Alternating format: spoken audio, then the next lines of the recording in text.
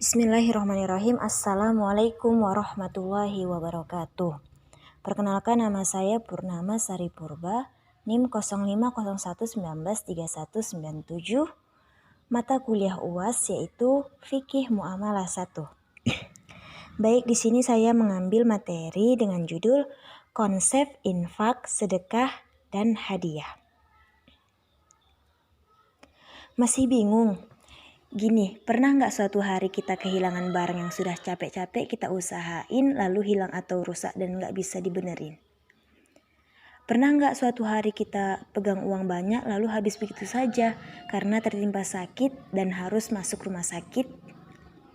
Pernah nggak suatu hari tiba-tiba motor kita yang normal-normal saja nabrak mobil karena fokus kita nggak tahu kemana dan harus ganti kerusakan mobil orang yang duitnya nggak sedikit?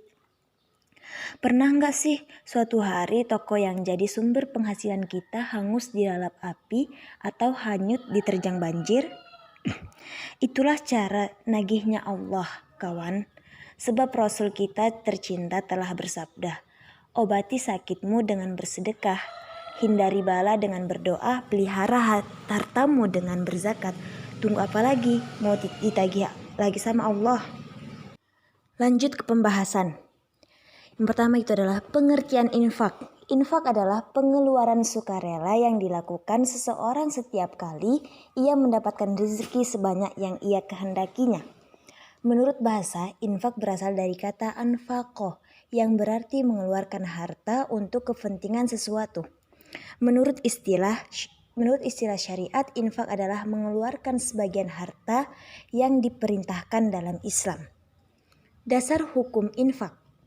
Dalil nakli mendasari infak adalah sebagaimana firman Allah dalam Al-Quran, sebelumnya sebagai petunjuk bagi manusia dan dia menurunkan Al-Furqan, sungguh orang-orang yang ingkar terhadap ayat-ayat Allah akan memperoleh azab yang berat. Allah Maha Perkasa dan mempunyai hukuman. Manfaat infak. Pertama, dalam surah Al-Baqarah ayat 245, dalam surat Al-Hadid ayat 7, dalam surat Al-Fatir ayat 29-30.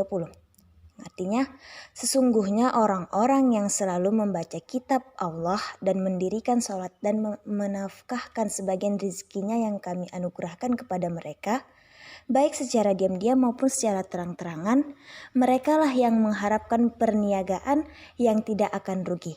Karena Allah akan menyempurnakan pahala mereka dan menambah kepada mereka dari karunia-Nya.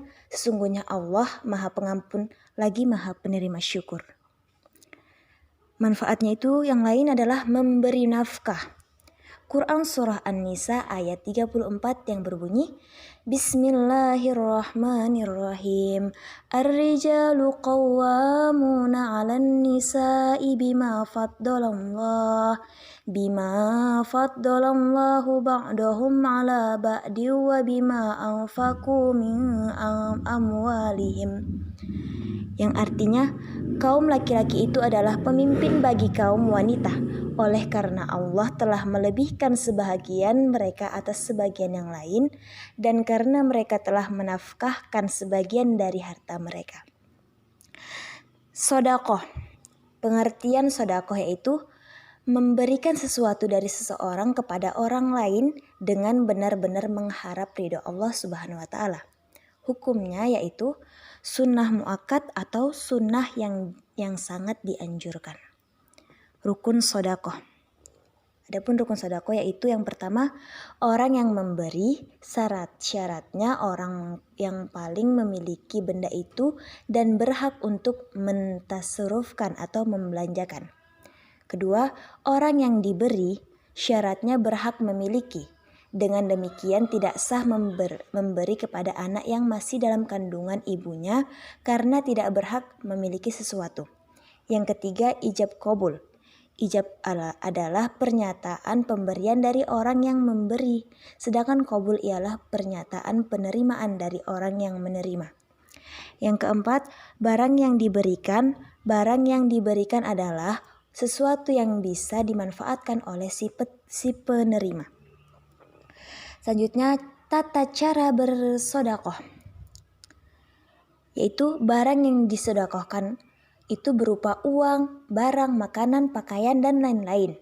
Waktunya bisa kapan saja, tempatnya bisa di mana saja, dan diberikan kepada siapa saja. Dengan hati yang ikhlas mengharap semata-mata hanya mengharap ridho dari Allah Subhanahu wa taala. Diutamakan untuk orang yang membutuhkan seperti fakir, kaum duafa, fakir miskin, anak yatim. Manfaat orang yang bersedekah. Yang pertama, dapat membantu meringankan beban orang lain.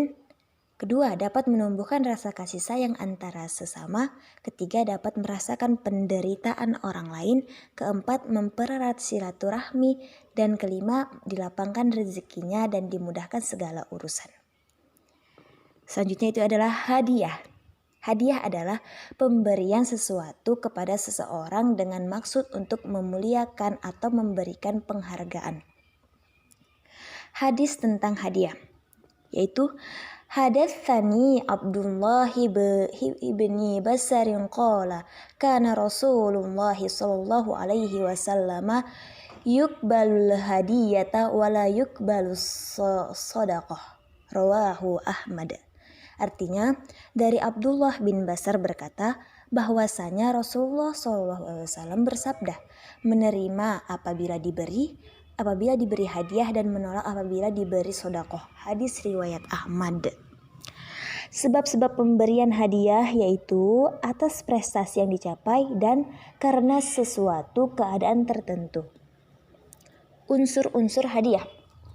Unsur-unsurnya itu orang yang memberi hadiah, orang yang menerima hadiah atau barang, ada prestasi atau keadaan tertentu. Manfaat memberikan hadiah. Yang pertama, akan mendorong seseorang untuk berprestasi, akan mendidik seseorang untuk selalu menepati janji dan terhindar dari sifat iri dan dengki. Hadis tentang sedekah dan infak. Mathalul ladzina yunfiquna amwalahum fi sabilillahi kamathali habbatin ambatat sab'a sanabila fi kulli sumbulatin mi'atin habbah wallahu yudha'ifu liman yasha'u wallahu wasi'un alim. Surah tafsir Al-Quran. Quran surah Al-Baqarah ayat 261 yang artinya perumpamaan nafkah yang dikeluarkan oleh orang-orang yang menafkahkan bertanya di jalan Allah adalah serupa dengan sebutir benih yang menumbuhkan 7 butir. Pada tiap-tiap butir 100 biji, Allah melipat gandakan ganjaran bagi siapa dia yang dia kehendaki. Dan Allah maha luas karunia-Nya, lagi maha mengetahui. Quran surah Al-Baqarah ayat 261. Jadi semakin banyak memberi, semakin banyak menerima. Pada ayat Quran lainnya yaitu Bismillahirrahmanirrahim. Khuz min amwalihim sadaqatan tutahhiruhum wa tuzakkihim biha wa sholli alaihim. Inna salawataka sakanul lahum wallahu sami'un alim.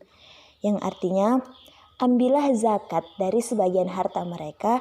Dengan zakat itu kamu membersihkan dan mensucikan mereka dan mendoalah untuk mereka. Sesungguhnya doa kamu itu menjadi ketentraman jiwa bagi mereka dan Allah maha mendengar lagi maha mengetahui. Quran surah At-Taubah ayat 103.